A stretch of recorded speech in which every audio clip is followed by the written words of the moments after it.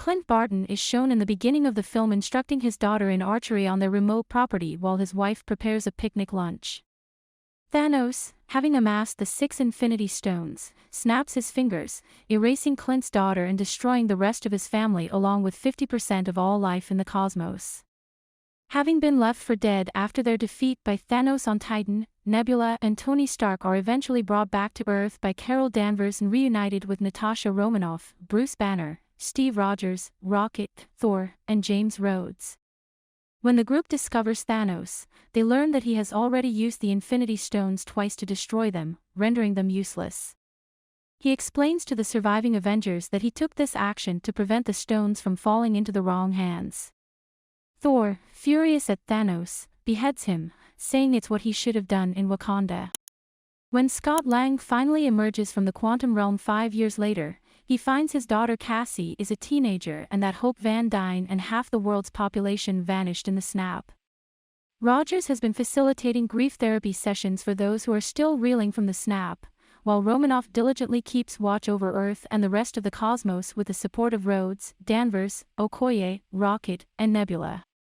Lang visits Romanoff and Rogers to explain that while 5 years had passed for them, only 5 hours had passed for him in the quantum realm, and that time stretches very differently in that dimension.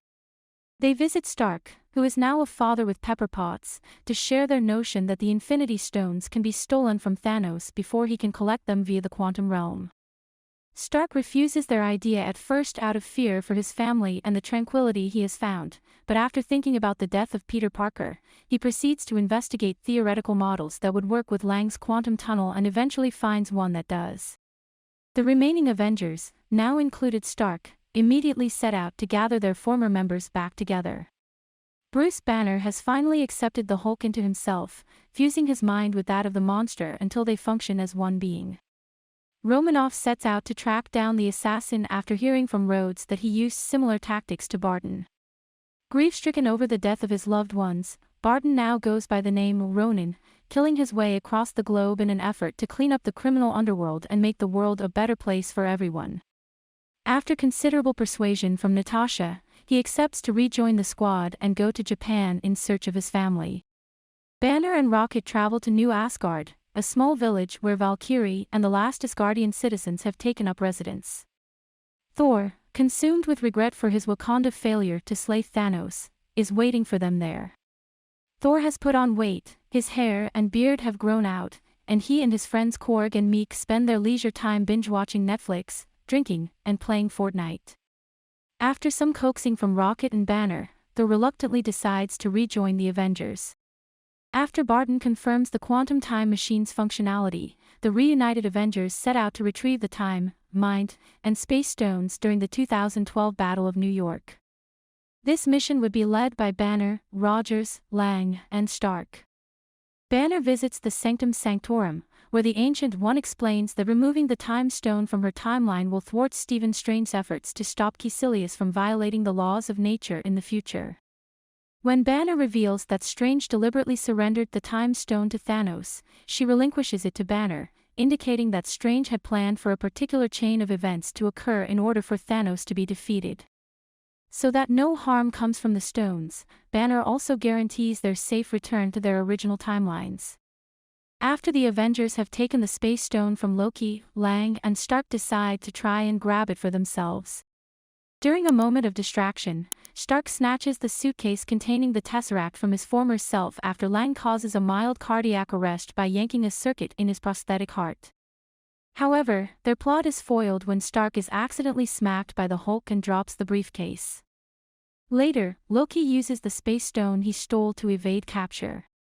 Rogers manages to grab the Mind Stone from the Hydra operatives, but he runs into his own previous self, who mistakes him for a disguised Loki. After beating Steve from the past, Rogers reunites with Stark and Lang, who now need to devise a new plan to acquire the Space Stone before they exhaust their supply of Pym particles and are forced to abandon their quest. While Lang returned to the present with the Mind Stone, Rogers and Stark plotted to steal the Space Stone from a U.S. Army installation in the 1970s and come home with additional vials of Pym particles. Rogers spots Peggy Carter there, and Stark has a deep chat with his dad, Howard. Before Malekith can use the Reality Stone to destroy the Nine Realms, Rocket and Thor must travel to Asgard and rescue it. While Rocket steals the ether, the vaporized version of the Reality Stone, from Jane Foster, Thor is reminded by a chance encounter with his mother Frigga that she would soon die. After Frigga gives Thor some advice, he goes and gets his hammer, Mjolnir, and is overjoyed to find that he is still deserving of it.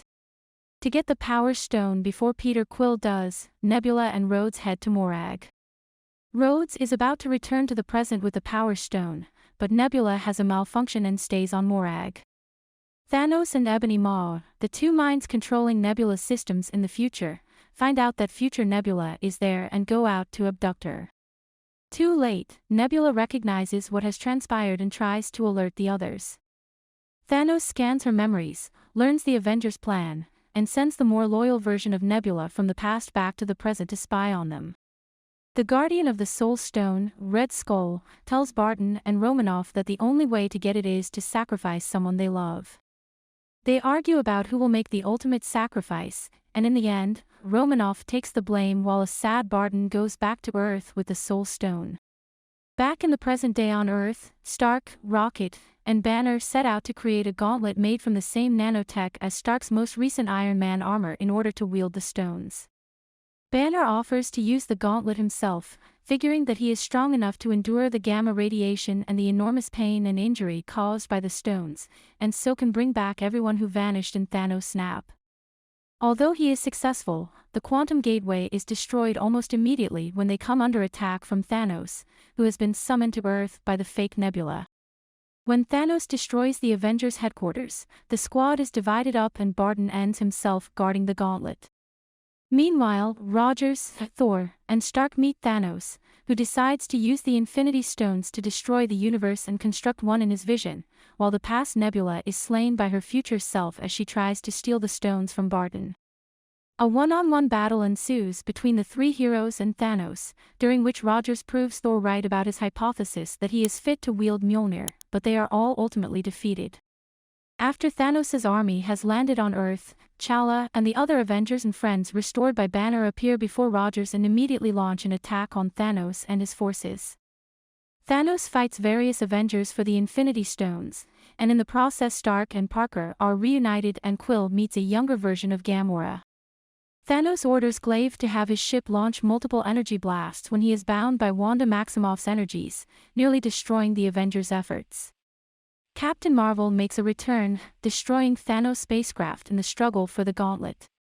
By transferring the Infinity Stones from Thanos' hand to his own with the help of the nanotechnology in the new gauntlet, Stark destroys Thanos and his whole army with one single pronouncement: "I am Iron Man."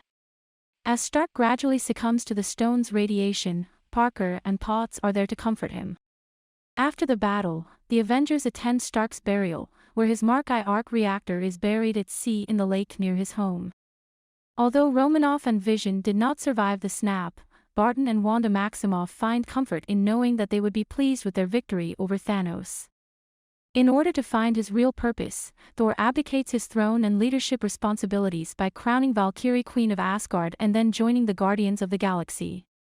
While Barton goes back to his family, Parker goes back to school and is reunited with his best friend Ned. Meanwhile, Rogers is sent back in time to restore the stones and Thor's hammer to their proper places in history, but he and Carter fall in love and resolve to stay there forever. He emerges in front of Sam Wilson and Bucky Barnes in his old age, and at that time, he gives Wilson his shield and the title of Captain America. In a quick flashback, we see Rogers and Carter in a regular-looking home, dancing the dance they never got to have in their living room and finally being happy together. Thanks for watching and don't forget to subscribe for other recaps.